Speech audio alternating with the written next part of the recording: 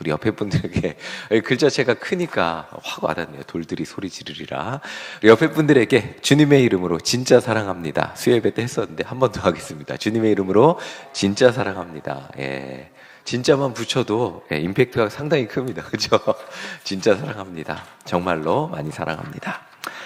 말씀을 나누도록 하겠습니다. 오늘 우리가 함께 읽은 말씀은 누가복음 19장 이제 후반부 말씀인데요. 정확히 말하면 28절부터 예수님이 예루살렘을 향해서 이제 나아가시는 이 발걸음을 보게 돼요. 예수님이 예루살렘에 가까이 오셨다는 것은 어떤 것을 의미하죠? 매번 말씀드리지만 예수님이 예루살렘에 가까워지면 가까워질수록 십자가에서 죽으실 시간이 가까워졌다는 것을 의미하고 있습니다. 그리고 예수님은 그것을 각오하고 걸어가고 있는데 동시에 예수님을 따르는 사람들은 그것을 모른 채 예수님을 향한 기대감이 고조되고 있는 그런 상황이었습니다. 그러니까 굉장히 기대감이 높아지고 있었죠. 예수님이 예루살렘에 들어가면 무슨 일이 일어나도 일어날 거야 라고 하는 그 기대감이 굉장히 높아져만 가는 그런 상황이었습니다. 예수님은 예루살렘에 들어가시기 전에 이제 그 가는 길이었어요. 감람산을 오르기 전에 베단이라는 동네에 가까이 가셨을 때 제자들 중 2명을 보내셔서 맞은편 마을로 보내셨어요. 그리고 아직 아무도 타보지 않은 나귀 새끼가 있을 거라고 그 나귀 새끼를 풀어서 가지고 오라고 말씀하셨습니다. 예루살렘을 입성하시는 예수님이 나귀를 타신다는 것은 많은 것을 상징하고 있습니다. 당시 많은 왕들은 성에 입성할 때 당당하게 말을 타고 입성했습니다. 그런데 예수님은 나귀를 타고 입성을 하시죠. 예수님이 나귀를 타시게 된 근거는 스가랴 9장 9절에 있습니다. 우리 스가랴 9장 9절 함께 읽어보겠습니다. 9장 9절입니다. 함께 읽겠습니다. 시온아 따라 크게 기뻐할지어다. 예루살렘에 따라 즐거이 부를지어다. 보라 내 왕이 내게 임하시나니 그는 공의로우시며 구원을 베푸시며 겸손하여서 나귀를 타시나니 나귀의 작은 것 곧 나귀 새끼니라. 아멘. 스가랴 선지자는 기원전 520년경에 활동했던 선지자입니다. 그리고 예수님 시대는 기원 후 한 30년이라고 추정이 되니까 한 550년 시간 차이가 있죠. 예수님이 계시던 시대 550년 전에 예언한 내용입니다. 앞으로 장차 이 땅에 예언자가 오실 건데 그 구원자는 공의로운 분이시고 우리들에게 구원을 베풀어 줄 분이시고 또한 그 구원자는 너무 겸손하셔서 말이가 아니라 나귀를 타실 거야. 그 나귀를 타고 나귀만이 아니라 나귀 새끼를 타실 분이라고 예언한 내용. 예수님 시대 550년 전에 예언한 그 내용이 지금 예수님을 통해 이루어지고 있는 것입니다.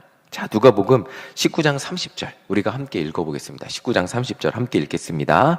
이르시되 너희는 맞은편 마을로 가라. 그리로 들어가면 아직 아무도 타보지 않은 나귀 새끼가 매여 있는 것을 보리니 풀어 끌고 오라. 아멘. 예수님은 제자들 중 2명을 보내셔서 아무도 타보지 않은 나귀 새끼를 데리고 오라고 말씀하시고 있습니다.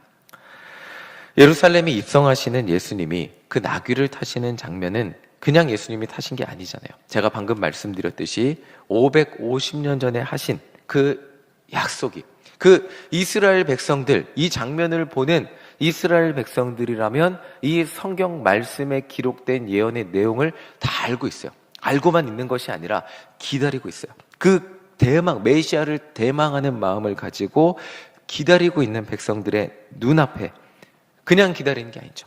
구원자를 간절히 기다리고 있는 이스라엘 백성들의 눈앞에 그 550년 전의 약속이 이루어지는 장면을 눈으로 보는 드라마틱한, 이게 진짜 하나님의 말씀이 500년이 지났는데 우리 시대에 우리 눈에 내 눈앞에 이루어지는구나 라는 것을 체험하고 경험하는 아주 드라마틱한 장면이라고 할 수 있습니다. 오늘 누가복음 말씀이 우리에게 전해주고 있는 것은 이런 거예요. 하나님의 약속은 절대로 변하지 않고 이루어지지 않는 것이 하나도 없다는 것입니다. 인간의 입장에서 시간은 유한하죠. 그래서 550년, 너무나 길잖아요. 저는 50년도 못 살았는데 50년을 살아보면 짧다고 하지만 사실 짧진 않죠. 길죠. 어린아이 시절부터 생각해보면 어린아이 시절부터 그리고 20대의 시절을 보내고 30대의 시절을 보내고 40대의 시절을 보내고 비로소 50대의 시절이 되는데 그 50년이라는 시간도 짧지 않은데 그것의 11배입니다. 550. 인간은 누구나 그 시간을 체감할 수 없죠. 100년도 살 수 없기에. 인간은 550년이라는 시간을 상상조차 할 수 없지만 하나님은 그 550년이라는 시간 가운데 역사의 주관자 되시고 비로소 하나님의 때가 되었을 때 그 약속을 이루어 주시는 신실한 하나님이라는 것을 나귀를 타시는 예수님을 통해 이스라엘 백성들의 눈앞에 증명을 하고 있는 정말 놀라운 장면. 이게 현실이라고, 이게 진짜 우리 눈앞에 이루어지는 하나님의 약속이 진짜 이루어지는구나. 이게 어떻게 말로 표현할 수 없는 감동과 감격과 뭔가 드라마틱한 체험을 주는 그런 장면이었다는 거예요.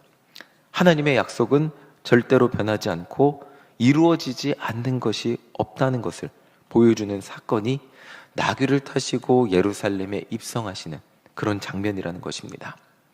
550년이라는 정말 긴 시간 동안 인간의 입장에서는 기다리기를 포기할 수도 있죠. 그리고 단념할 수도 있습니다. 그리고 이스라엘 백성들에게는 수없이 많은 의심과 두려움 가운데 구원자를 기다렸죠. 이거 언제 이루어질까? 500원 너무 길잖아요. 언제 이루어질까? 안 이루어지는 거 아니야? 이런 망설임과 두려움 가운데 그러나 여전히 그 말씀을 믿고 의지하며 메시아를 대망했던 그들의 눈앞에 예수님이 나귀 새끼를 타고 나타나셨습니다. 이 장면은 이스라엘 사람들을 흥분시키기에 사람들에게 엄청난 기대감을 가지게 만들기에 충분한 장면이었어요. 마침내 하나님이 이 땅의 백성들을 구원하실 때가 왔습니다 라는 그 기대감이 저 장면인데 예루살렘 성벽의 성 안에 입성하는 장면이죠. 이 장면은 정말 하나님의 말씀이 마침내 우리 가운데 이루어지는구나 하고 이거 뭔가 가슴에 벅찬 기대감을 정말 이 벅찬 기대감이 현실로 이루어지는 것 같은 그 뜨거운 그런 마음들이 이루어지는 그런 흥분이 그들을 사로잡기에 충분했다는 것입니다. 제자들이 먼저 예수님의 앞길에 나귀를 타신 예수님의 앞길에 자신의 옷을 깔았고 사람들도 하나둘씩 깔았어요. 왕이 걸어가는 존귀한 길을 예비하는 것 같은 그 옷들이 깔리는 장면을 보면서 아주 그냥 이 사람들의 기대감은 최고조를 찍었습니다. 예수님이 우리의 왕 되시고 이제 예루살렘에 들어가시면 이 세상은 바뀔 거라는 엄청난 기대감에 이 사람들의 마음이 두근두근대고 쿵쾅쿵쾅거리고 뭔가 이제는 지금까지 살아온 것과 지금까지 우리가 기대했던 모든 것들이 다 이루어질 거다라고 하는 엄청난 기대감이 사람들을 흥분시키기에 충분했습니다. 자, 여기 한 가지 더 왕으로 보였다는 것은 마치 우리가 그런 것만은 아니에요. 마치 손흥민이 축구 잘하면 자랑스럽잖아요. 김연아가 피겨스케이팅 잘하면 자랑스럽잖아요. 그러니까 예수님, 내가 좋아하는 예수님 사람들이 대접해 주니까 멋지다. 이런 것이 아니에요. 이런 것으로 끝나는 것이 아니라 예수님이 왕이 되심으로써 이제 우리에게 일어날 변화, 긍정적 변화겠죠. 로마의 식민지로 이중과세를 당하고 뭔가 민족적 정체성이 옅어지고 하나님을 온전히 믿으려고 하면 핍박당하고 이런 수많은 그 식민지 상황에서의 서름과 눈물들이 사라지겠구나. 정말 긍정적, 예수님이 이루어 주시겠구나 라고 하는 그 기대감이 그들을 가득 채웠다는 것입니다. 사람들은 엄청난 기대감에 감람산을 내려가며 그 예루살렘 성 안에 들어가기까지 계속해서 노래를 불렀습니다. 이 사람들이 너무 감격한 거예요. 정말 너무 행복한 거예요. 자, 37절 보겠습니다. 37절 우리 함께 읽겠습니다. 이미 감람산 내리막길에 가까이 오심에 제자의 온 무리가 자기들이 본 바 모든 능한 일로 인하여 기뻐하며 큰 소리로 하나님을 찬양하며 난리가 난 거예요. 이 예수님을 둘러싼 모든 사람들이 정말 흥분에 마지 않고 너무 감격한 거예요.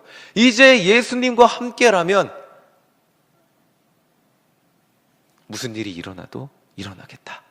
정말 지금까지의 우리의 모든 눈물은 사라질 것이고 우리는 이제 우리가 정말 대망했던 그 로마로부터 독립할 수 있을 거다. 예수님은 하실 수 있는 분이다. 왕이여 예루살렘에서 일어나소서. 자, 이게 38절의 이스라엘 백성들의 고백입니다. 38절 보겠습니다. 38절 함께 읽겠습니다. 시작. 이르되 찬송하리로다. 주의 이름으로 오시는 왕이여 하늘에는 평화요 가장 높은 곳에는 영광이로다 하니. 이 말씀이 이 이스라엘 백성들이 나라가 망하기 전에 왕이 예루살렘 성으로 들어올 때 불렀던 시편 118편이라고 합니다. 그러니까 이 왕으로 인정하는 거예요. 예, 하나님이 드디어 우리 나라가 망한 지 몇백 년 만에 우리에게 왕을 보내주셨구나. 아, 하나님, 정말 하나님을 찬양합니다. 이 왕이 우리에게 이루어 주실 것, 우리는 그것을 기대합니다. 위대하고 자비하시고 정말 크신 하나님을 찬양합니다. 이 정말 한껏 고조된 분위기 속에서 엄청난 기대감을 가지고 그들은 큰 소리로, 37절 보면 큰 소리로 하나님을 찬양했다. 이들의 정말 그 감격과 이 기대감이 정말 최고조에 이르러서 하나님이 정말 우리에게 이루어 주실 일들에 대해 엄청나게 기대하고 있었던 거예요. 자, 그런데 모두가 다 그런 것은 아니었어요. 예수님이 구원자가 되어서 정말 그들을 이제 구원해 주시겠구나, 모든 사람이 기대하는 것 같았지만 그걸 바라지 않는 사람도 존재했어요. 당시 로마의 통치하에서 엄청난 종교적 권력을 누리고 있었던 기득권 바리새인들은 원하지 않았어요. 예수님이 오셔서 자신들의 나라를 만들어주면 자신들의 권력이 어떻게 될지 모르잖아요. 예수님은 복음서를 계속해서 보시면 바리새인들에게 적대적이었어요. 그럼 만약에 예수님이 왕이 되셔서 예수님의 나라를 만드신다면 바리새인들의 권력은 어떻게 돼요? 지금 로마에서 누리고 있는 종교적 권력, 경제적 이익, 정말 그들 먹고 살만 했거든요. 아니, 먹고 살만한 정도가 아니라 좋은 옷을 입고 하나님의 이름을 이용해서 자기들이 하나님을 세상에서 제일 잘하는 사람처럼 여겨지고, 자기들의 말이라면 모든 이스라엘 백성들이 다 고개 숙이는데 굳이 예수님이 필요 없었어요. 자, 그래서 바리새인 중 한 명은 이렇게 말합니다. 39절 함께 읽겠습니다. 39절입니다. 무리 중 어떤 바리새인들이 말하되 선생이여 당신들의 제자들을 책망하소서 하거늘. 바리새인들은 예수님이 구원자가 되길 바라지 않아요. 그냥 좋은 선생님, 지혜로운 선생님, 요 정도지 구원자가 되기를 바라지 않았어요. 지금 구원자 예수님 없이도, 아니 예수님이 아니라 굳이 하나님이 보내주시는 구원자가 세상을 변화시키지 않아도 바리새인들은 먹고 살만 했거든요. 아니, 먹고 살만한 정도가 아니고 충분히 잘 먹고 잘 살았거든요. 로마는 이스라엘 백성들을 식민 통치하고 있었는데 수많은 백성들은 그 속에서 고통을 당하며 살아가고 있었는데 바리새인들은 그런 속에서도 자신들의 권력을 충분히 누리면서 충분히 부유하고 충분히 아쉬움 없는 삶을 살아가고 있었어요.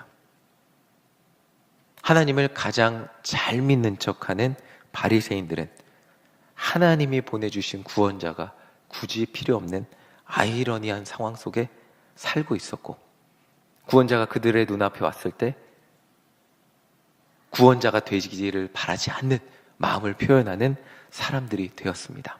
그래서 예수님을 구원자로 인정할 수 없었고 인정하지 않았고, 사람들이 예수님을 구원자로 찬양하는 소리를 멈추기를 원했습니다. 자, 그러자 예수님은 바리새인들의 말에 이렇게 대답을 하십니다. 우리 40절 함께 읽어보겠습니다. 40절입니다. 대답하여 이르시되 내가 너희에게 말하노니 만일 이 사람들이 침묵하면 돌들이 소리 지르리라 하시니라. 아멘. 자, 이 사람들, 예수님을 하나님의 구원자로 그렇게 말하는, 찬양하는 사람들이 침묵하면 돌들이 소리 지르리라 라고 예수님은 말씀하십니다. 예수님의 하나님이 보내주신 구원자라는 사실은 온 세상 모든 만물이 나타내고 인정하고 찬양하는 것임을 말씀하시고 바리새인들이 아무 반박하지 못하도록 하셨습니다. 우리는 이 말씀을 다 알고 있습니다. 이 어리석은 이스라엘 백성들, 그래서 로마로부터 예수님이 구원자가 됐어? 그냥 그렇게 하다가 이스라엘 백성들로 뿔뿔이 흩어지고 누군가는 폭도로 변해서 예수님 죽이려고 했잖아. 알고 있습니다. 그런데 이스라엘 백성들은 예수님이 이 다음에 십자가에서 못 박히실 것을 모르고 예루살렘만 들어가시면 왕으로서 모든 로마의 통치를 뒤엎고 자신들의 독립국가를 만들어줄 것으로 기대하고 이런 노래를 불렀을 것입니다. 그들은 정확한 하나님의 구원의 계획은 몰랐습니다. 그런데 최소한 하나님이 보내주신 구원자를 기다리는, 갈망하는 사람들이었고, 예수님이 나귀에 타시자 그 순간 예수님을 구원자로 여기며 하나님을 찬양하는 사람들이 되었습니다. 이 말씀을 오늘 한번 정리해 보겠습니다. 그리고 말씀 앞에 우리도 한번 정직하게 한번 서보기를 소망합니다. 오늘 이 시간 우리도 하나님을 믿습니다. 그리고 예배를 함께 드립니다. 함께 예배를 드리지만 누군가는 내 삶에 하나님이 보내신 구원자가 정말 간절하게 필요해서 이 시간 기도하는 순간 하나님을 만나지 않고 돌아가면 안 되는 분이 있으실 것입니다. 그런데 다른 누군가는 하나님이 보내신 구원자가 이 예배 시간 내가 그분을 만나고 그분과 함께 동행하며 기도하지 않아도, 굳이 그분이 내 마음을 만져주시지 않아도, 굳이 그분이 내 삶에 함께 해주지 않으셔도 충분히 괜찮은 삶, 하루에 한 번도 예수님 없이, 예수님 생각하지 않고 기도하지 않아도 내 삶이 충분히 만족스러운 그런 분도 계실 것입니다. 오히려 하나님이 오셔서 말씀을 듣고 이렇게 살아야 주님 뜻대로 사는 겁니다, 이렇게 살아야 주님 뜻대로 사는 겁니다 라고 이런 얘기를 들으면 마음만 더 심란해지고 복잡해지시는 분들이 지금 충분히 내 삶의 밸런스가 맞거든요. 그냥 가족을 위해 살고 그냥 이렇게 살고 내 삶에 충분히 필요한 재정도 있고 가족도 행복하고 그냥 일주일에 한번 예배 드리고 또 금요 예배 우리 차례 왔을 때 기도하고 예배 나와서 기도하고 그냥 그렇게 돌아가고, 굳이 내가 하나님을 위해 애쓰지 않아도 이 정도 살면 그냥 괜찮으신 분, 오히려 하나님을 위해 뭔가 조금 더 노력하려고 하면 내 삶의 밸런스가 깨지는 것 같은 그런 분도 계실 수 있습니다. 하나님이 오셔서 지금 충분히 괜찮아 보이는 내 삶의 균형을 무너뜨리고 하나님을 위해 살아가야 하는 삶의 어떤 요소, 주님을 위해 살려고 하면 뭔가를 더 애써야 되잖아요. 더 노력해야 되잖아요.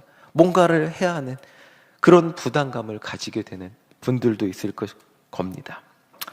지금 이 정도면 충분히 잘 살고 있는데 하나님을 위해 내 삶에 즐겁고 평안한 것들을 내려놓고 예수님을 위해 희생하고 헌신하며 살아가라고 한다면 그 말을 듣는 것만으로 이 말이 불편하고 어려워질 수 있습니다. 또 반면에 누군가는 인생이 쉽지 않아서 오늘 이 시간 하나님이 꼭 필요하신 분이 계실 것입니다. 예수님이 구원자라고 하는데 마치 저는 이렇게 예루살렘으로 가는 예수님을 구원자라고 찬양하는 이스라엘 백성들이 그 다음에 어떻게 될지 몰랐잖아요. 제자들도 예수님을 따른다고 했는데, 베드로는 자기 목숨 걸고 따른다고 했는데 예수님이 어떻게 구원해 줄지 몰랐잖아요. 마치 제 모습을 보는 것 같았습니다. 예수님이 나의 구원자라고 하는데 예수님이 제 삶을 어떻게 인도해 주실지 저는 몰라요. 내일도 모르고요, 내일 모레도 모르고요, 10년 후도 몰라요. 그냥 예수님이 나의 구원자라고 하니까, 하나님이 나의 구원자로 예수님을 보내셨다고 하니까 그냥 막연히 그분의 길을 따라, 나귀 타신 예수님을 따라가는 거예요. 몰라요. 그리고 그러다 어려움이 닥치면 때로는 예수님을 모른 척하고 도망가려고 싶을 때도 있고, 그 도망가고 저 속에 숨어 있다가 다시 예수님이 저를 찾아와서 붙들어 주시면 그제서야 예수님, 나 예수님 없이 못 사는 거 아시잖아요. 그렇게 사는 그런 모습의 제자 같다는 생각을 제가 이 말씀을 묵상하며 해보게 되었습니다. 하나님은 꼭 필요한데 예수님이 내 구원자라고 하는데 예루살렘에 들어가시는 예수님, 제가 기대하는 바는 있어요. 예수님, 제 삶을 어떻게 구원해 주세요. 내 삶을 어떻게 인도해 주세요. 내가 바라는 기도 제목대로 내 삶에 바라는 것들을 이루어 주세요. 그리고 하나님을 찬양하며 이루어 주실 거야 기대하며 나아가는데 막상 내 기대와 내 바람대로 되지 않을 때, 당황하고 도망치기도 하고 어딘가로 숨어버리는 것 같은 제 모습을, 이 말씀을 묵상하며 정말 찾게 되는 제 모습을 발견하게 되었습니다. 오늘 이 말씀을 들으시는 여러분들은 어떠십니까? 예수님이 구원자라고 하는데 내 인생을 어떻게 구원해 주실지는 우리는 잘 모르지 않습니까? 그런데 내 힘으로 살아갈 수 없기에 그래도 구원자가 필요한 분이 여러분들 아니십니까? 그래서 예수님이라는 구원자를 만나기 위해 이 금요예배 시간 나와서 기도하시는 그분들이 바로 여러분들 아니십니까? 오늘 여러분들에게 나귀를 타신 예수님은 여러분들의 기대, 여러분들의 바람, 여러분들의 생각은 예수님이 어떤 분이 되어주시기를 바라고 나오셨습니까? 여러분들의 기대에 따라 같은 예수님이지만 다른 분으로 보이게 되실 것입니다. 여러분들의 기도와 간절함도 달라질 것이고, 어떤 분은 그냥 금요예배 와서 찍고 그냥 가시면 그냥 기도하고 오늘도 기도했으니까 그냥 그렇게 돌아가시는 분, 그리고 기도하고 굳이 내 마음 가운데 예수님 말씀해 주시지 않아도, 굳이 예수님을 붙들었다는 확신 없이도 그냥 금요예배 왔다, 그냥 그것만으로 충분하신 분도 계실 것이고, 오늘 내 인생의 절박함으로 인해 예수님을 붙들고 돌아가지 않으면 안 되시는 분들도 계실 것입니다. 여러분들의 기도와 간절함에 따라 그분을 대하는 모습과 표현과 감정 모두 달라지게 될 것입니다. 그분은 정답이 없는 우리 삶에 구원을 베푸실, 하나님의 방법대로 구원을 베푸실 구원자 예수 그리스도 되십니다.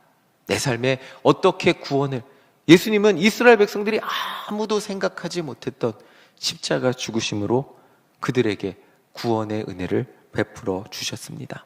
우리 삶에 내가 기대하지 못하는 방법으로 마찬가지로 구원을 베풀어 주실 주님이 되어 주실 것입니다. 성경은 분명히 말해요. 예수님은 구원자라고.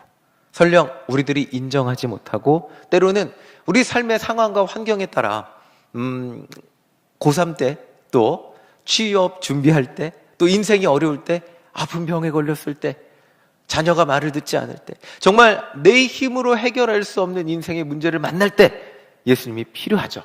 그때 간절히 기도하지만 상황과 환경에 따라 그냥 내 인생이 너무나 평탄하다면 그저 그냥 예수님 금요예배 나와드리는 거로, 우리의 말이 좀 너무 안타깝지만 금요예배 바쁘고 피곤하고 힘든데 금요예배 나와드리는 걸로 충분하지 않아요 예수님? 이럴 때도 있을 것입니다.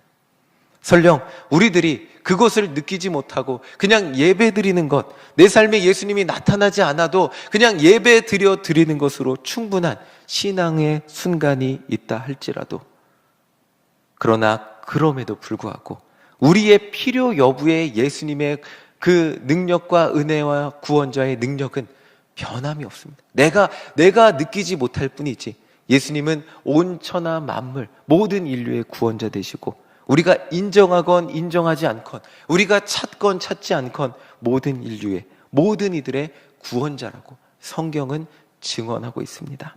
그렇다면 오늘 말씀을 마무리하며 정답은 한 가지입니다. 예수님은 우리 삶에, 내 삶에, 내 인생에 오늘 우리가 기도하는 예배 주인이라고 인정하는 것입니다. 여러분들의 인생의 주인이십니까? 여러분들 오늘 기도하는 기도의 주인이 예수님이십니까? 아니면 나의 어떤 목표와 나의 어떤 이런 거죠. 그냥 어떤 오늘도 예배 드렸다는 만족감, 그 만족감입니까? 아니면 여러분들 기도의 주인, 여러분들의 인생의 주인, 여러분들 행동의 주인, 이 신앙의 주인이 진정 예수님이 되어서 이 자리에 오셔서 그 예수님을 만나기 위한 간절함, 그리고 내 삶을 어떻게 구원해 주실지 모르지만, 어느 방향으로 나를 인도해 주실지 모르지만, 그러나 구원자가 나귀를 타시고 우리 가운데, 우리의 인생 가운데 함께 하신다는 이유만으로 그것을 바라볼 수 있음에 기뻐하고 감격하고 하나님을 찬양하고, 오늘 이 시간 예수님을 붙들고 기도하는 여러분들이 되시는 길을 바라고 나오신 여러분들이 되시지는 않으셨습니까? 우리가 인정할 때 우리의 기도 가운데 예수님이 함께 하심이 기쁨이 되실 것입니다. 우리 기도의 희망이 되실 것이고 하나님이 우리 인생 가운데 이루실 일들에 대한 기대가 이전보다 더욱더 크게 될 것입니다. 결국 예수님이 구원자라는 바로 그 말이 오늘 기도하는 우리 모두에게 정답이 될 것입니다. 오늘 기도하는 여러분들 무엇을 기대하고 나오셨습니까? 나귀를 타신 예수님이 여러분들 눈앞에 계십니다. 그렇다면 무엇을 기대하며 기도하실 것입니까? 저 십자가를 바라보며 무엇을 기대하며 기도하실 것입니까? 여러분들의 구원자라는 그 사실, 그 다음에 여러분들의 구원, 어떻게 여러분들의 삶 가운데 구원의 기쁜 소식이 이루어질지 모르지만 그러나 그분이 우리의 인생 가운데 나귀를 타고 가시는 것, 그것만으로 오늘 기뻐하고 감격할 수 있는 여러분들이 되시기를 간절히 소망합니다. 오늘 그분을 우리의 구원자로 인정하고 기도하는 가운데 기도하시고 예수님을 깊이 만나고 돌아가시는 우리 모두가 되시기를 간절히 소망합니다. 내 안에 구원의 감격과 기쁨, 예수님이 함께 하신다는 그 기쁨, 그리고 내가 생각하지도 못했던 그 하나님의 구원의 그 일들이 이루어지는 것을 기대하며 살아가는 그 기대감을 가지고 기도하는 우리 모두가 되시기를 간절히 소망합니다. 아멘.